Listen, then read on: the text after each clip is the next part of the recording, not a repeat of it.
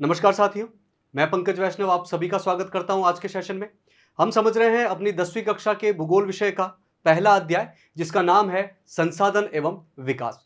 इस अध्याय के हम 3 भाग अच्छे से समझ चुके हैं। आज के इस सेशन में हम इसका चौथा भाग समझने वाले हैं। तो अभी तक हमने 3 भागों में क्या क्या समझा। सबसे पहले हमने ये समझा कि संसाधन क्या होते हैं और संसाधनों का वर्गीकरण हम कैसे अलग अलग प्रकार से कर सकते हैं। दूसरे भाग में हमने ये समझा कि संसाधनों का विकास क्यों जरूरी है, लेकिन संसाधनों के अंधाधुंध शोषण की वजह से कौन कौन सी समस्याएं पैदा हुई है और इन संसाधनों के संरक्षण के लिए कौन कौन से कदम उठाए जा रहे हैं। तीसरे भाग में हमने ये समझा कि संसाधन नियोजन क्या होता है, संसाधन नियोजन के अलग अलग चरण, अलग अलग सोपान कौन कौन से हैं और संसाधनों के संरक्षण के लिए अलग अलग विचारकों ने, अलग अलग नेताओं ने कौन कौन से विचार दिए हैं। आज के इस चौथे भाग में हम एक इंपॉर्टेंट संसाधन जो कि है भू संसाधन यानी अपनी भूमि, इसके बारे में कुछ बेसिक बातें समझने वाले हैं। तो आज के इस पार्ट में हम जो भी समझेंगे उससे अपनी कॉम्पिटेंसी बेस्ड लर्निंग क्या होगी, हम समझ पाएंगे कि ये भू संसाधन हमारे लिए यानी कि मानवों के लिए अलग अलग तरीके से किस प्रकार उपयोगी है, किस प्रकार ये भू संसाधन हमारे लिए एक महत्वपूर्ण संसाधन है। तो शुरू करते हैं और समझते हैं भू संसाधन को।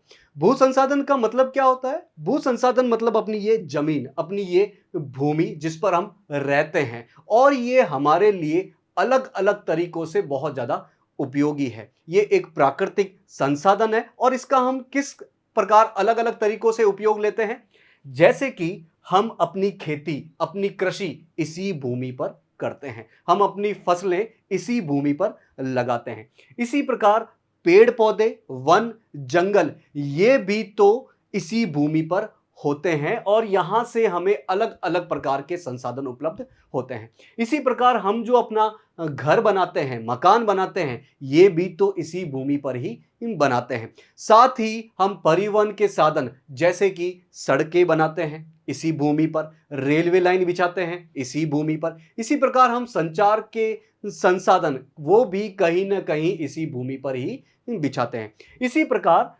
वन्य जीव, अलग अलग प्रकार के जीव जंतुओं के लिए भी भूमि आवास होती है और इनको खाने पीने के लिए जो संसाधन उपलब्ध होते हैं वो इसी भूमि से ही उपलब्ध होते हैं। यानी कि भू संसाधन एक महत्वपूर्ण संसाधन है और हमें ये प्रकृति से मिला है। तो भू संसाधन एक महत्वपूर्ण प्राकृतिक संसाधन है। हम भूमि पर रहते हैं और अलग अलग चीजों के लिए इसका उपयोग करते हैं, जैसे कि प्राकृतिक वनस्पति, पेड़ पौधे, वन, जंगल ये इसी भूमि पर आधारित होते हैं। वन्य जीवन इसी भूमि पर आधारित होता है। मानव जीवन, हम रहते हैं, हम अपने संसाधन प्राप्त करते हैं, पीने के लिए पानी, ये सब भूमि संसाधन पर ही उपलब्ध होते हैं। अलग अलग प्रकार की आर्थिक क्रिया करते हैं हम इस भूमि के माध्यम से, जैसे कि हम खेती किस पर करते हैं, मुख्यतः भूमि पर करते हैं। हम उद्योग फैक्ट्रियां कहां पर लगाते हैं, इसी भूमि पर लगाते हैं।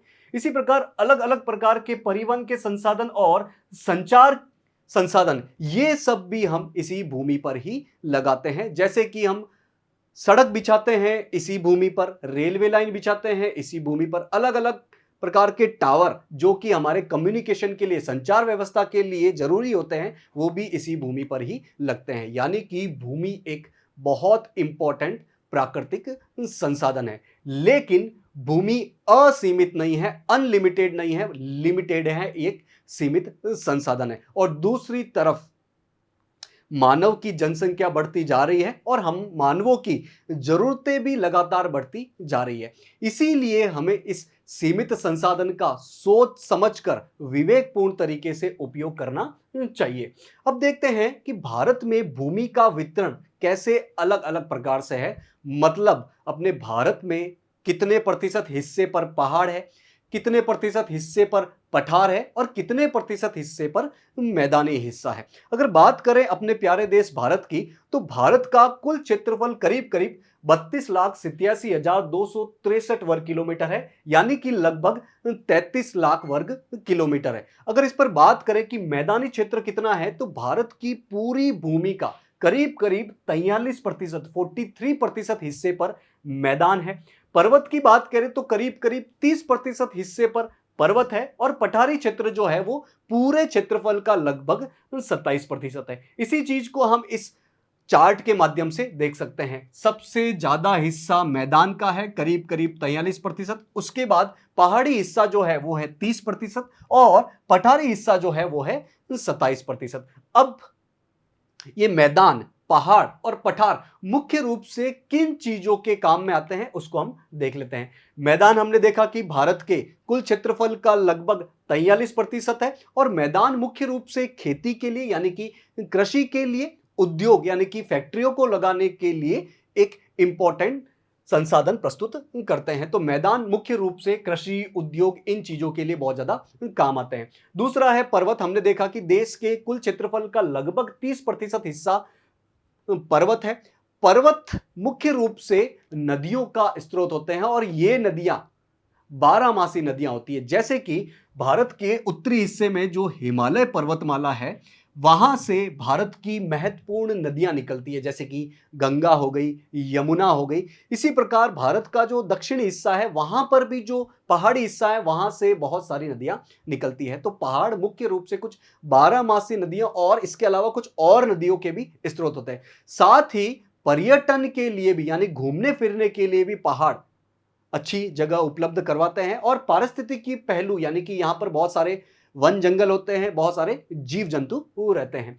तीसरा है पठार। भारत के कुल क्षेत्रफल का कितना प्रतिशत हिस्सा पठार है? लगभग 27% हिस्सा पठारी हिस्सा है और पठार से हमें बहुत सारे खनिज तत्व मिलते हैं, हमें जीवाश्म ईंधन मिलते हैं। जीवाश्म ईंधन मतलब जैसे कि कोयला हो गया, पेट्रोलियम हो गया, जो कि हम जमीन के अंदर से प्राप्त करते हैं। जीवों के अंश से बने ये ईंधन है। साथ ही पठारों से हमें बहुत सारे वन भी प्राप्त होते हैं। यहां पर वनों का अपार संचय होता है। अब हम बात करते हैं कि भूमि का मुख्य रूप से किस प्रकार अलग अलग तरीके से उपयोग किया जाता है। पहला उपयोग है वन, यानी कि भूमि पर अलग अलग प्रकार के वन होते हैं, चाहे भारत की बात की जाए या दूसरे देशों की बात की जाए। दूसरा उपयोग है कृषि के लिए अनुपलब्ध भूमि, मतलब ऐसी भूमि जिस पर खेती नहीं की जाती या नहीं की जा सकती। इसमें पहला है बंजर तथा कृषि अयोग्य भूमि, मतलब ऐसी भूमि जिस पर अपने प्रचलित तरीकों से खेती नहीं की जा सकती। इसी में दूसरा है गैर कृषि प्रयोजनों में लगाई गई भूमि, मतलब ऐसी भूमि जिस पर खेती के अलावा दूसरा काम किया जा रहा है। जैसे कि यहां पर बिल्डिंग बनाई गई है, मकान बनाए गए हैं, सड़कें बिछाई गई है, रेलवे लाइनें बिछाई गई है, फैक्ट्री, उद्योग लगे हुए हैं, ये गैर कृषि प्रयोजनों में लगाई गई भूमि के अंतर्गत आता है। भूमि का तीसरा उपयोग है अन्य कृषि अयोग्य भूमि, मतलब इस भूमि पर भी खेती नहीं की जाती। इसमें पहला है चारागाह भूमि, मतलब ऐसी भूमि जिस पर चारा उगा हुआ है और ये पशुओं के चरने के लिए काम में आई गई भूमि है। इसी में दूसरा है विविध वृक्षों के अधीन भूमि, ऐसी भूमि जिस पर अलग अलग प्रकार के पेड़ लगे हुए हैं, चाहे अपने गली मोहल्लों में लगे हुए हो, स्कूल में लगे हुए हो, हॉस्पिटल में लगे हुए हो, पंचायत भवन में लगे हुए हो। ऐसी भूमि जिस पर अलग अलग प्रकार के पेड़ लगाए गए हैं, लेकिन हां ये वन के अंतर्गत नहीं आते हैं, ये तो अलग अलग छोटे मोटे पैचेस पेड़ों के उसके अंतर्गत आते हैं। इसी में तीसरा है कृषि योग्य बंजर भूमि, मतलब ऐसी भूमि जिस पर खेती की जा सकती है लेकिन उस पर 5 साल से ज्यादा समय हो गए हैं खेती किए हुए, उसे कहा जाता है कृषि योग्य बंजर भूमि। तो ऐसी भूमि जिस पर खेती किए हुए 5 से ज्यादा साल हो गए हैं।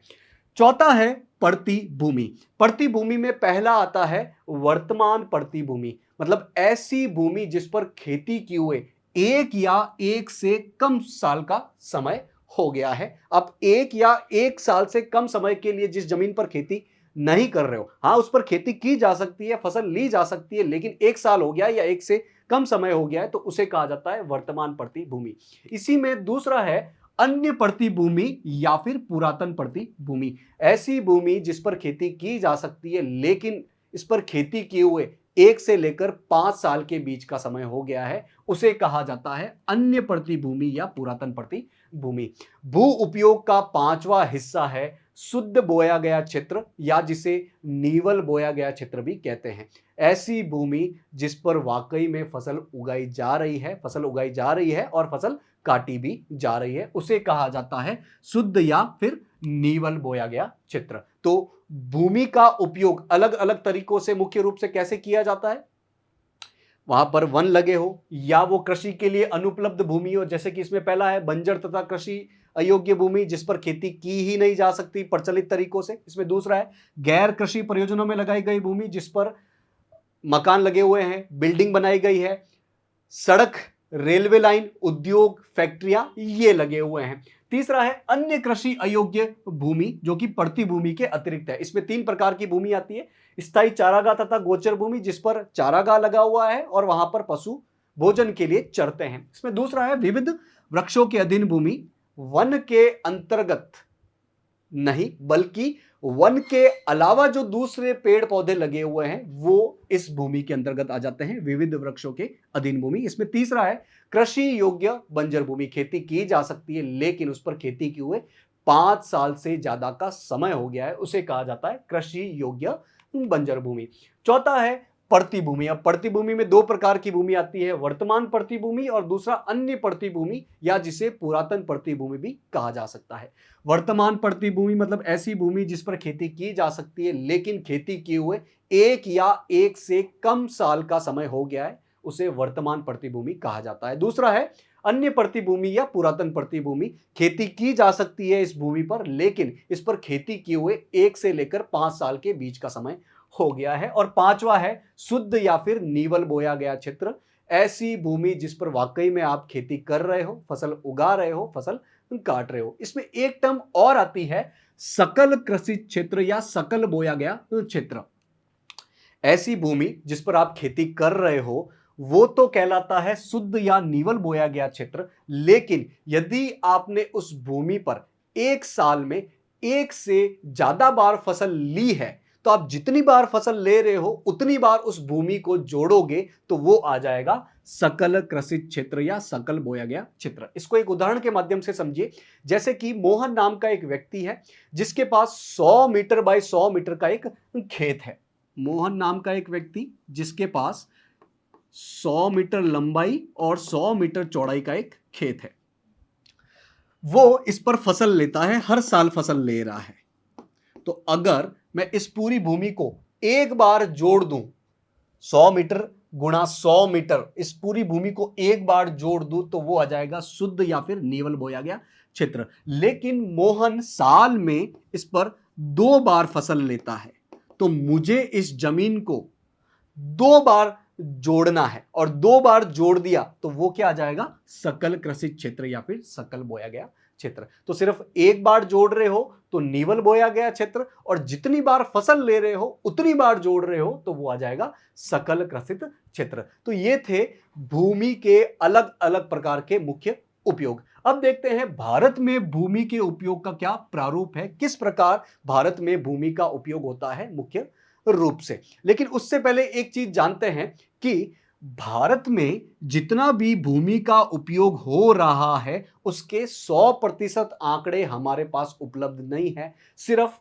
93% भाग के ही आंकड़े उपलब्ध है, बाकी 7% भाग के आंकड़े उपलब्ध नहीं है। ऐसा क्यों है? क्योंकि भारत का जो उत्तर पूर्वी क्षेत्र है वहां पर असम राज्य को छोड़कर बाकी राज्यों का भूमि उपयोग किस प्रकार हो रहा है इसके आंकड़े अपने पास नहीं है। और दूसरा, जम्मू कश्मीर का वो क्षेत्र जो कि पाक अधिकृत है और चीन के पास है, उसके आंकड़े, उसके सर्वेक्षण भी हमारे पास नहीं है। तो भारत में टोटल जो भूमि है 32,87,263 वर्ग किलोमीटर, ये 100% भूमि है। इसके सिर्फ 93% भाग के भूमि उपयोग के आंकड़े ही अपने पास उपलब्ध है। बाकी आंकड़े क्यों उपलब्ध नहीं है? क्योंकि भारत के जो उत्तर पूर्वी हिस्सा है वहां पर असम को छोड़कर बाकी राज्यों में भूमि का उपयोग किस प्रकार हो रहा है उसकी जानकारी अपने पास नहीं है।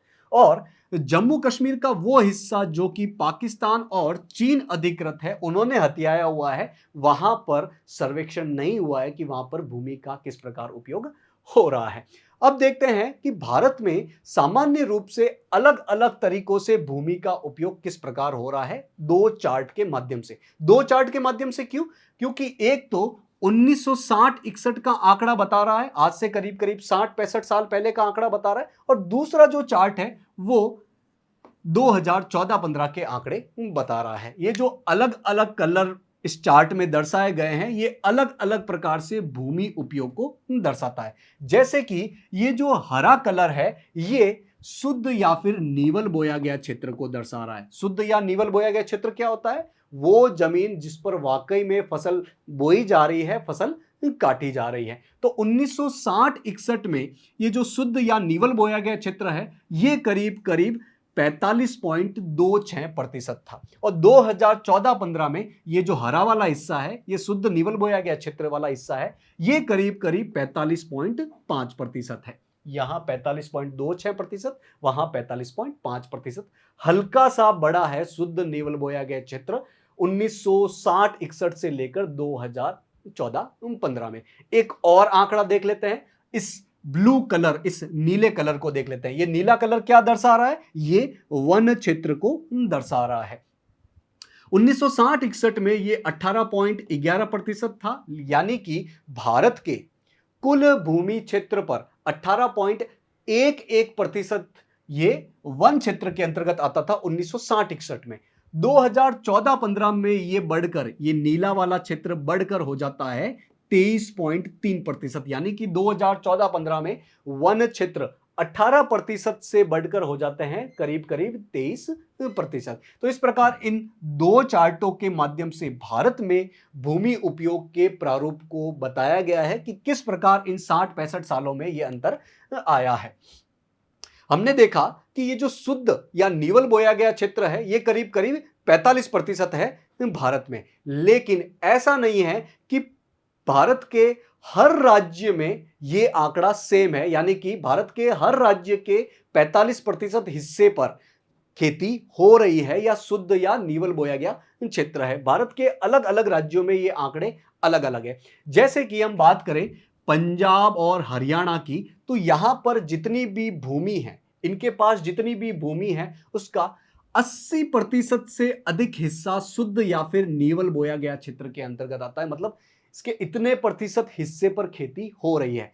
वहीं हम बात करें अरुणाचल प्रदेश की, मणिपुर की, मिजोरम की, अंडमान निकोबार, जो कि एक इंपॉर्टेंट द्वीप समूह है, भारत का एक इंपॉर्टेंट केंद्र शासित प्रदेश है, यहां पर 10% से भी कम हिस्से पर खेती हो रही है। 10% से भी कम हिस्सा शुद्ध या फिर नीवल बोया गया क्षेत्र के अंतर्गत आता है। इसका मतलब यह है कि भारत के कुल क्षेत्रफल का औसतन हम शुद्ध नीवल बोया गया क्षेत्र देखें तो यह 45% है, लेकिन अलग अलग राज्यों में यह समान नहीं है, कहीं ज्यादा है तो कहीं कम है। तो शुद्ध या फिर नीवल बोए गए क्षेत्र का प्रतिशत विभिन्न राज्यों में अलग अलग है, यानी कि भूमि का उपयोग जो है वो अलग अलग क्षेत्रों में अलग अलग तरीकों से हो रहा है। ऐसा क्यों है? क्योंकि भूमि का उपयोग कैसा होगा ये अलग अलग कारणों पर निर्भर करता है। जैसे कि पहला है भौतिक कारक और दूसरा है मानवीय कारक।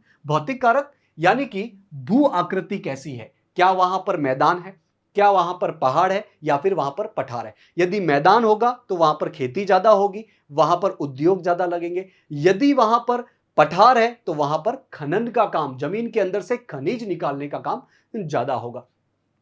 वहीं यह देखा जाता है कि वहां की जलवायु कैसी है, वहां पर बारिश कैसी हो रही है, तापमान कैसा है। यदि बारिश अच्छी खासी हो रही है, तापमान मध्यम प्रकार का है, तो वहां पर खेती ज्यादा होगी। वहीं यदि तापमान बहुत ज्यादा है और बारिश एकदम ना के बराबर है, तो वो तो सूखा क्षेत्र होगा, वहां पर खेती इतनी ज्यादा नहीं होगी। साथ ही वहां मिट्टी कैसी है, मिट्टी अगर उपजाऊ है तो बहुत अच्छी खासी फसल उगेगी, और मिट्टी यदि सूखी है, अनुपजाऊ है, तो वहां पर न के बराबर खेती होगी।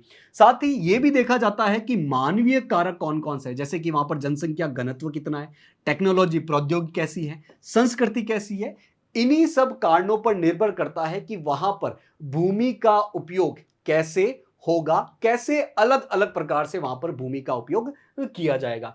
निवल बोया गया क्षेत्र, शुद्ध निवल बोया गया क्षेत्र के साथ साथ हम देखते हैं कि वन क्षेत्र में किस प्रकार अंतर आया है 1960-61 के मुकाबले 2014-15 में। वन क्षेत्र कौन सा है? ये नीला वाला हिस्सा। तो 1960-61 में भारत के कुल क्षेत्रफल का लगभग 18.11% हिस्से पर वन क्षेत्र था और 2014-15 में यह बढ़कर हो जाता है 23.3%। 18 से 23 हो गया है वन क्षेत्र 1960-61 के मुकाबले 2014-15 में। तो हमें खुश होना चाहिए कि वन क्षेत्र बड़ा है, क्योंकि वन मानवों के लिए, जीव जंतुओं के लिए, पारिस्थितिकी संतुलन के लिए बहुत ज्यादा इंपॉर्टेंट होते हैं। लेकिन ये 23% काफी नहीं है। क्यों?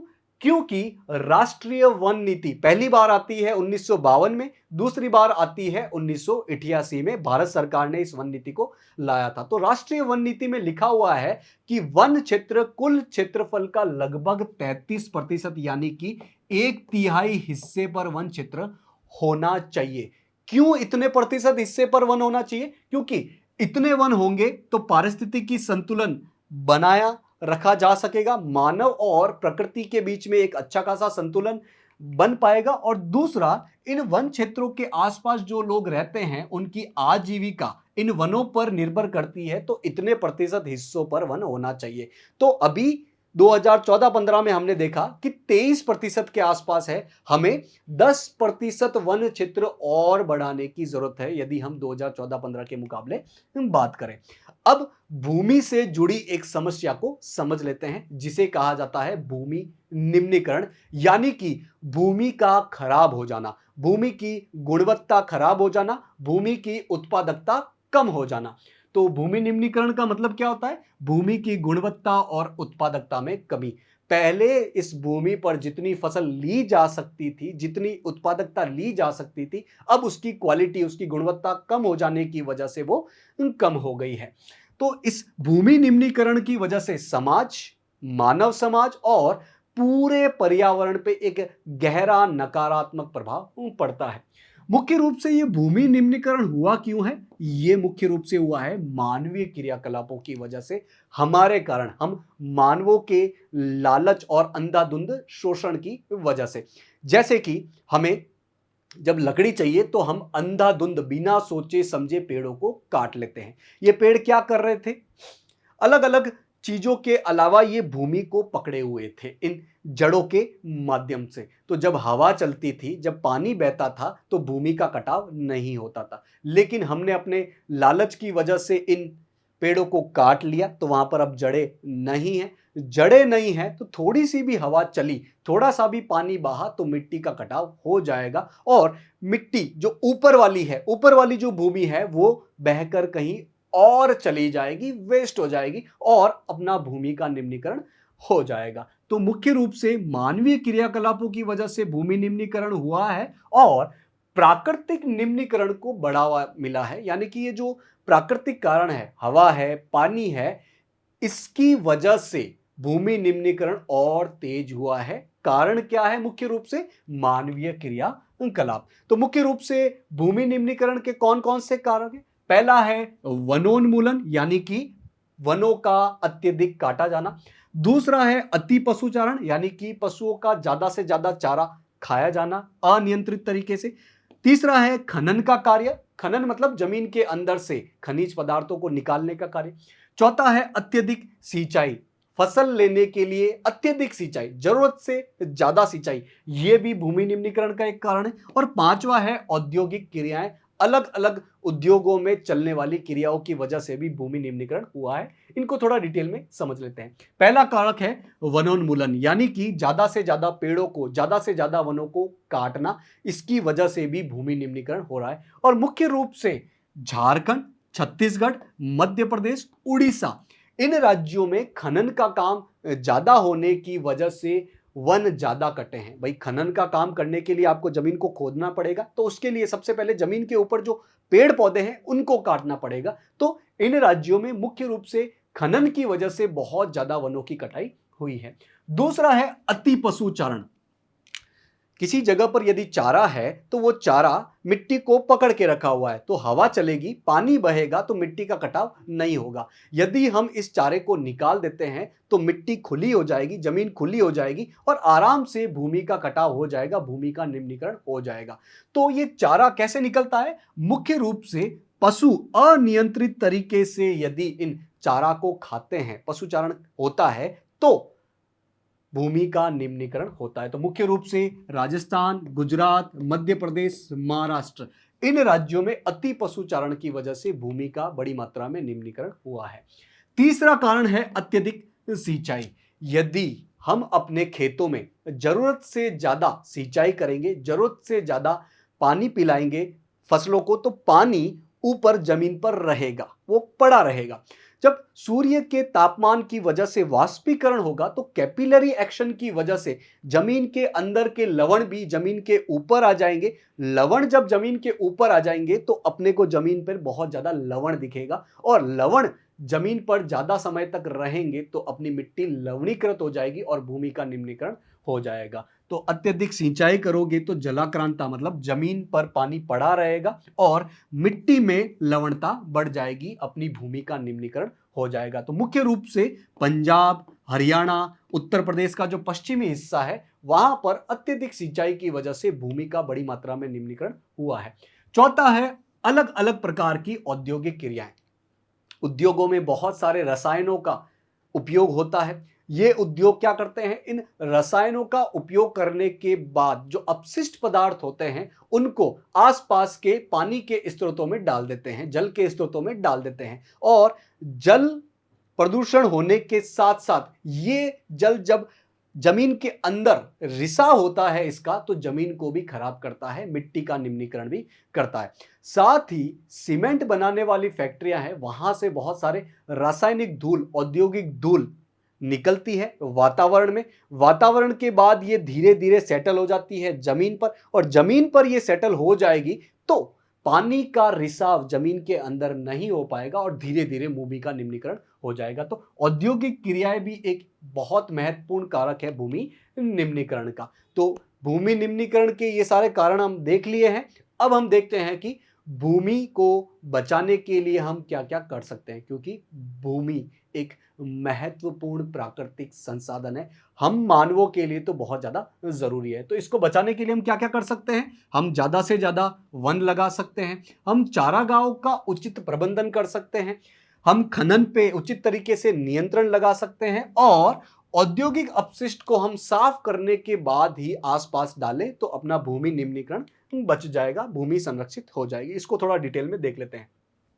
तो हम ज्यादा से ज्यादा यदि वन लगाएं, ज्यादा से ज्यादा यदि पेड़ लगाएं, तो पेड़ अपने जड़ों के माध्यम से मिट्टी को, जमीन को पकड़ के रहेंगे, भूमि का, मृदा का अपरदन नहीं होगा और भूमि का निम्नीकरण नहीं हो पाएगा। चारागाहों का यदि हम उचित प्रबंधन करें, हम नियंत्रित तरीके से पशु चारण करें, तो अपनी घास, अपना चारा जमीन पर बच जाएगा, जमीन पर पकड़ मजबूत बनी रहेगी और भूमि का निम्नीकरण नहीं हो पाएगा। हम अगर नियंत्रित तरीके से खनन का काम करें, हम सही तरीके से कुछ उपायों के साथ में यदि खनन करें, नियंत्रित तरीके से खनन करें, तो भी अपना भूमि निम्नीकरण होने से बच जाएगा। और उद्योगों से जो हम ये अपशिष्ट पदार्थ, ये रासायनिक पदार्थ ऐसे बिना साफ किए ही वातावरण में, भूमि में, जल में डाल देते हैं, उसकी बजाय इनको साफ करके, उनको परिष्कृत करके यदि डालें तो भूमि निम्नीकृत होने से बच जाएगी, अपनी भूमि का संरक्षण हो जाएगा। साथ ही जो शुष्क क्षेत्र है, जहां पर तापमान ज्यादा रहता है,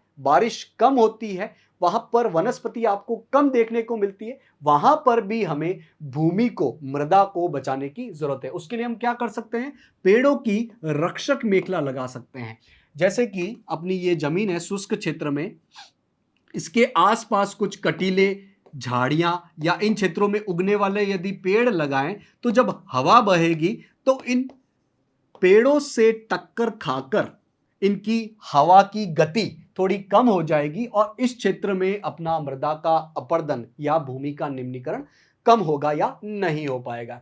इन क्षेत्रों में पशुचारण पर नियंत्रित करके हम यहाँ के चारे, यहाँ के घास को मिट्टी पर बनाए रख सकते हैं, ताकि अपना भूमि का निम्नीकरण न हो। साथ ही इन क्षेत्रों में जो रेतीले टीले होते हैं वो हवा की वजह से एक जगह से दूसरी जगह पर जाते रहते हैं और दूसरी जगह की उपजाऊ भूमि को भी खराब कर देते हैं। तो हमें इन रेतीले टीलों को स्थिर करने की, इनका स्थिरीकरण करने की जरूरत है। इसके लिए हम इन रेतीले टीलों पर कांटेदार झाड़ियां लगा सकते हैं ताकि ये एक जगह से दूसरी जगह पर न जा पाए और अपना भूमि का निम्नीकरण न हो। तो आज के इस भाग में हमने जो भी समझा उससे अपनी लर्निंग आउटकम क्या रहती है।